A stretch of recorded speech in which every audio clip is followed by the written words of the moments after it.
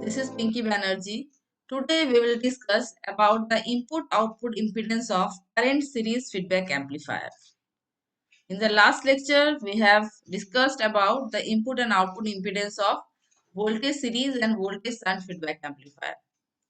So students, जिन लोगों ने अभी तक प्रीवियस वीडियोस नहीं देखे हैं, वो प्रीवियस वीडियो को देखें, अदरवाइज करंट वीडियो उनको समझ में नहीं आएगा।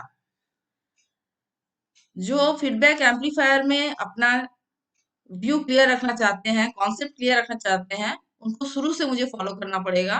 सो go from the start and then come to the current video. Okay,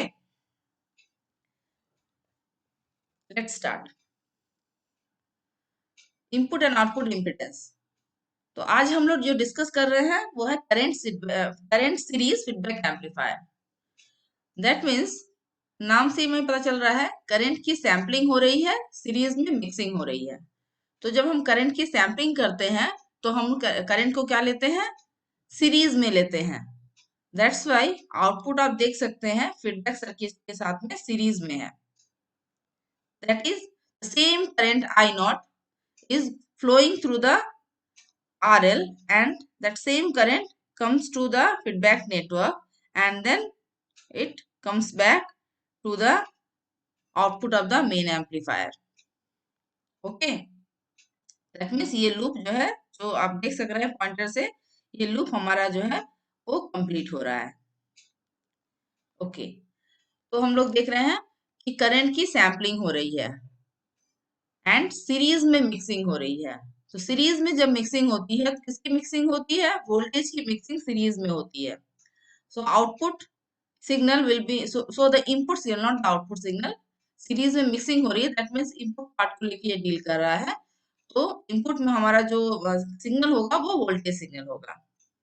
that means ये जो हम लोग एक लाइन बना के जो मेन एम्पलीफायर को हमने दिखाया है, ये मेन जो एम्पलीफायर है इसके इनपुट में क्या है, वोल्टेज सिग्नल है, आउटपुट में करंट सिग्नल है। That means the gain of this main amplifier is A equal to V output by input. That is output में क्या है, आउटपुट में I नॉट है, that is I naught by VI।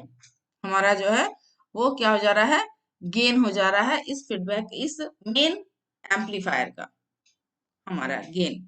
That means ये एक ऐसा amplifier है जो कि इनपुट के वोल्टेज पर डिपेंड कर रहा है। तो output of the main amplifier is actually depending on the input voltage. Output current is depending on the input voltage. So हमने एक डिपेंडेंट करंट सोर्स यूज किया है। कैसा ये करंट सोर्स है, ये सोर्स जो है वोल्टेज डिपेंडेंट करंट सोर्स है। therefore it is actually a transconductance amplifier, that is A equal to I naught by VI।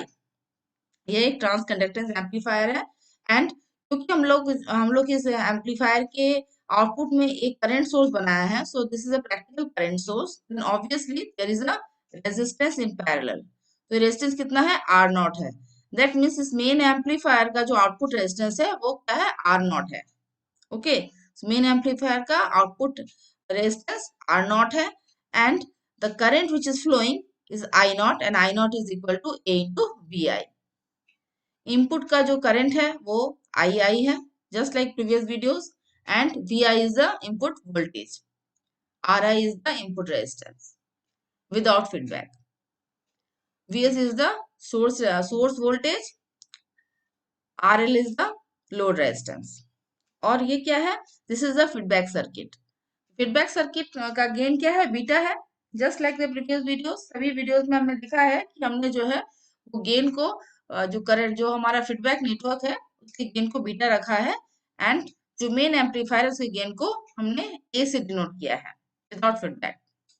But A का जो वैल्यू है वो हर बार डिफर कर रहा है। That means it may be a voltage amplifier, it may be a current amplifier, it may be a trans resistance amplifier, it may be a trans conductance amplifier। Okay, similarly beta का भी value जो है वो change होगा। तो beta equal to कितना होगा, क्योंकि यहाँ पर बीटा के इनपुट में जो है दैट इज फीडबैक सर्किट के इनपुट में क्या आ रहा है, करंट आ रहा है एंड आउटपुट में वोल्टेज आ रहा है। Therefore beta equal to BF by I naught, that is output by input. Okay, that is Vf equal to beta I naught. Fine. तो हमें जो अभी निकालना है वो है input impedance with feedback, not without feedback, with feedback. क्योंकि जब विदाउट फीडबैक हम कहेंगे that means this feedback network is not present.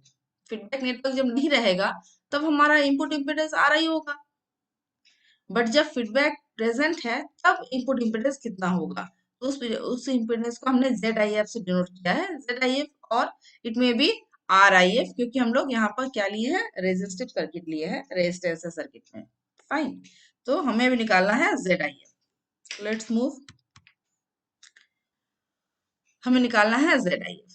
तो हमने क्या देखा, Zi equal to Ri, that is the input impedance of the mean amplifier is Zi and this is equal to Ri, क्योंकि हम देख रहे हैं कि रेजिस्टेंस जो है वो क्या है, जो हमारा इम्पिडेंस है वो एक्चुअली रेजिस्टिव है और उसका वैल्यू कितना है, Ri है।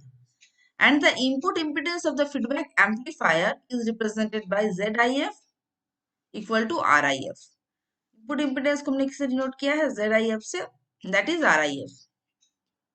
ओके, और इसी हम ZIF को हमको जो है वो निकालना है। नाउ वी कैन सी, जो ये जो Vs है ये है सोर्स वोल्टेज, और हमारा Vi जो है वो क्या है, input voltage of the main amplifier.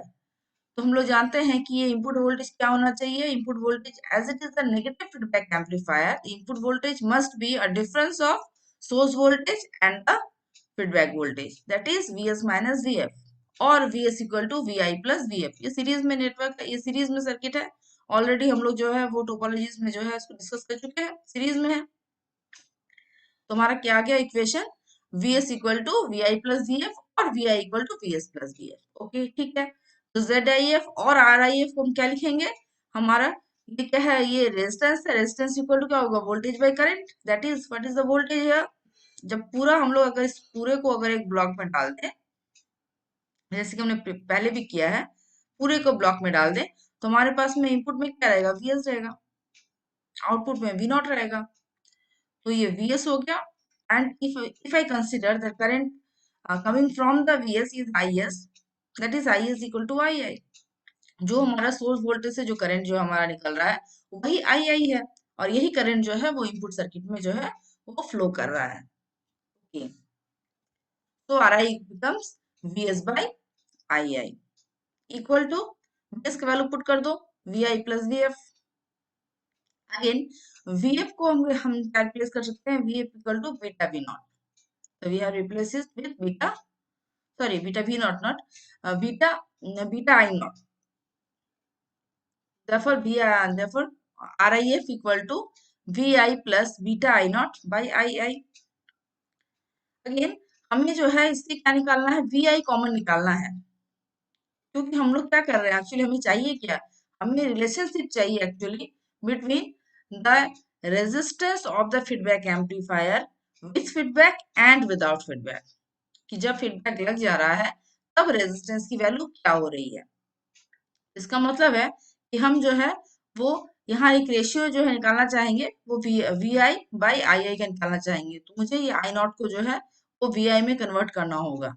तो यहाँ हम देख सकते हैं, यहाँ देखो, ये हम देख सकते हैं कि I naught equal to AVI होगा। क्यों होगा, जबकि यहाँ पर एक रेजिस्टेंस है। ये ज्यादातर लोग का क्वेश्चन हो सकता है कि अगर हम इस आई नॉट की वैल्यू को देखें तो I naught must be equal to AVI plus IR naught, that is the current flowing through this resistance R naught. लेकिन हम कह रहे हैं कि AVI equal to I naught, क्यों कह रहे हैं, क्योंकि यह एक क्या है, प्रैक्टिकल करंट सोर्स है, और प्रैक्टिकल करंट सोर्स के साथ में जो है वो रेजिस्टेंस जो होता है वो पैरेलल में होता है, एंड पैरेलल में जो रेजिस्टेंस होता है उसकी वैल्यू बहुत हाई होती है। Therefore, this R naught is very very higher than this RL। तो इसका मतलब जितना R जो है वो ज्यादा बड़ा होगा उतना करंट जो है वो कम होगा, इनवर्सली प्रोपोर्शनल होता है, इनवर्सली प्रोपोर्शनल हो रहा है। देखो अगर यहाँ यही से देखो R equal to P by I है, दैट मीन्स जितना R का वैल्यू ज्यादा होगा उतना करंट का वैल्यू क्या होगा, कम होगा। तो R नॉट का वैल्यू ज्यादा होने के कारण यहाँ पर करंट की वैल्यू जो है बहुत कम होती है, दैट इज नेग्लिजिबल होती है। तो हम लोग अगर इसको नेग्लेक्ट करते हैं तो हमारा फिर सर्किट क्या हो जा रहा है, the current which is flowing through this practical current source is same as I naught and that is flowing through the load resistance RL. तो हमारा A V I equal to I naught हो रहा है और यही हमारा transconductance resistance का जो है वो गेन है। Gain equal to A equal to हम लोग क्या बोले हैं यहाँ पर ए इक्वल टू क्या हो रहा है आउटपुट का input that is I naught by V I. ठीक है, तो हमारा आई नॉट का वैल्यू हम क्या लिख सकते हैं ए वी आई, हमने लिख दिया A V I. therefore R I F equal to V I plus beta A V I by I I. V I common ले लो, that means it becomes vi into 1 plus a beta by ii. Now vi by ii is nothing but ii or ri। ये resistance है, कब का resistance है जब feedback नहीं था, that means it is ri। तो हमारा फिर हमारा क्या इक्वेशन आ गया R I F equal to R I into 1 plus A beta. इसका मतलब हो रहा है कि input impedance of a current series feedback amplifier increases by factor of 1 plus a beta। ठीक है, तो हम लोग करंट सीरीज फीडबैक एम्पलीफायर जब यूज कर रहे हैं तो उस समय जो है हम क्या देख रहे हैं कि जब हम फीडबैक यूज कर रहे हैं तो हमारा जो इनपुट इम्पिडेंस है वो इंक्रीज कर जा रहा है और कितना इंक्रीज कर रहा है by factor of 1 plus A beta, that is R I F equal to R I into 1 plus A beta. Okay, अब हम लोग देखते हैं आउटपुट इम्पिडेंस क्या होगा। आउटपुट इम्पिडेंस, तो आउटपुट इम्पिडेंस निकालते समय हम जानते हैं कि हमें क्या करना पड़ेगा, सबसे पहले जो है आरएल को खोल देना पड़ेगा। हमने खोल दिया, आरएल को हटा दिया। अब क्या देखना है, हम यहाँ से देख रहे हैं ये है हमारा Z O F that is R O F. अब जेड ओ एफ कह सकते हैं या आर ओ एफ कह सकते हैं क्योंकि हम लोग देख रहे हैं कि ये सर्किट जो है वो रेजिस्टिव है, इंडक्टिव या कैपेसिटिव नहीं है। तो ये हो गया जेड ओ एफ। ये जेड ओ एफ जो है हम देख रहे हैं एरो जहां दिख रहा है इस यहाँ से हमको देखना है कि इधर कितना जो है इक्विवेलेंट रेजिस्टेंस हो रहा है, वो हमें चेक करना है। तो कैसे चेक करेंगे, हमारा सबसे पहला काम हो गया आरएल को खोल देना। दूसरा काम हमारा ये है कि हम लोग जो यहाँ से देख रहे हैं भाई, यहाँ से मान लो एक ही बात है, ये एरो यहाँ से लो या ये एरो यहाँ से लो, एक ही बात है। ये मान लो यहाँ से देख रहे हो, आपकी आंखें यहाँ है तो अगर देख रहे हैं तो राइट में तो देखना है, लेफ्ट में देखना है। लेफ्ट में हम चेक करेंगे, क्या चेक करेंगे कि कोई डिपेंडेंट सोर्स है कि नहीं, whether it is a current source or a voltage source। Dependent होना चाहिए, सॉरी कोई इंडिपेंडेंट सोर्स है कि नहीं। डिपेंडेंट सोर्स तो है लेकिन उससे हमको कोई मतलब नहीं है, हमें इंडिपेंडेंट सोर्स से मतलब है, करंट सोर्स या वोल्टेज सोर्स। ठीक है, तो हमने क्या देखा, डिपेंडेंट सोर्स तो है जिसका वैल्यू ए वी आई है लेकिन इसको मुझे कुछ नहीं छेड़ना है। मुझे जो है जो करना है वो है, यहाँ पर हमने देखा कि वोल्टेज सोर्स था तो वोल्टेज सोर्स को हम क्या करते हैं शॉर्ट कर देते हैं, that is V S equal to 0 कर देते हैं। तो हमने क्या किया, वोल्टेज सोर्स को शॉर्ट कर दिया। ठीक है, अगर करंट सोर्स आता है तो उसको हम क्या करते हैं, ओपन करते हैं। ठीक है, तो हम जब इक्विवेलेंट रेजिस्टेंस निकाल रहे हैं तो हमारा पहला काम ये हो जाएगा कि लोड रेजिस्टेंस को खोल देना और फिर जो है ये चेक करना कि कोई इंडिपेंडेंट करंट या वोल्टेज सोर्स सर्किट में प्रेजेंट है कि नहीं। अगर है तो वोल्टेज सोर्स रहता है तो शॉर्ट कर देना है, that is it becomes VS equal to 0। And current source होगा तो क्या करना है, उसको ओपन करना है, इसका मतलब है करंट इक्वल टू 0 हो जाएगा। काम यहाँ पर हमने देखा कि हमारा इनपुट साइड जो है वो एक वोल्टेज सोर्स है, वैल्यू वीएस है, तो हमने वीएस को 0 कर दिया, शॉर्ट कर दिया। तो ये हमारा फिगर हो गया कंप्लीट। अब हमें ये देखना है कि ज़ेड की वैल्यू क्या होगी। तो हम लोग क्या करेंगे, लेट्स मूव, क्या करेंगे हम लोग जो है वो क्या करेंगे, केवीएल लगा देंगे। पहले भी हमने लगाया है, केवीएल लगाएंगे। केवीएल लगाएंगे तो ये मान लो ये है प्लस, ये है प्लस, ये है माइनस। शुरू करो केवीएल, चले हमारा रास्ता ऐसे है, like this we can complete. ये आप ऐसे केवीएल ले सकते हैं और क्या कर सकते हैं, या तो हम लोग इस करंट आई नॉट का भी वैल्यू निकाल सकते हैं। आप केवीएल भी लेके इसको बना सकते हैं, या तो हम क्या कर रहे हैं कि इस आई नॉट का वैल्यू निकालते हैं। तो आई नॉट का वैल्यू क्या है, आई नॉट का अगर हम निकालते हैं तो आई नॉट का वैल्यू अगर इस पॉइंट पर अगर हम देखें आई नॉट का वैल्यू क्या है, तो यहाँ देख रहे हैं कि इस पॉइंट पर इनकमिंग करंट जो है वो ए वी आई है एंड आई आर नॉट है, and it is equal to I naught है। That means I naught equal to A V I plus I R naught. ठीक है, ये भी एक प्रोसेस हो गया। तो दैट मीन्स चलो हम लोग इसको इरेज कर देते हैं। चलो केवीएल नहीं ले रहे हैं हम लोग, केसीएल ले रहे हैं। हम लोग केसीएल ले रहे हैं। तो हमने क्या किया, I naught equal to A V I plus I R naught. तो आई आर नॉट, ये आई आर नॉट क्या है, ये current through this resistance. That is ये आई आर नॉट के अक्रॉस वोल्टेज कितना है, वी नॉट है। इसका मतलब है कि यहाँ जो आई आर नॉट है उसकी वैल्यू कितनी होगी, उसकी वैल्यू होगी V naught by R naught. वही हमने लिखा, V naught by R naught. And ये है ए वी आई। तो वी आई का वैल्यू कितना है, जब हम वी एस को जीरो कर देंगे, जब हम वी एस को जीरो कर देंगे तो V I becomes minus V F. क्यों, क्योंकि वी एस इक्वल टू हमने पहले देखा है, क्या देखा है हमने देखा है V S equal to V I plus V F.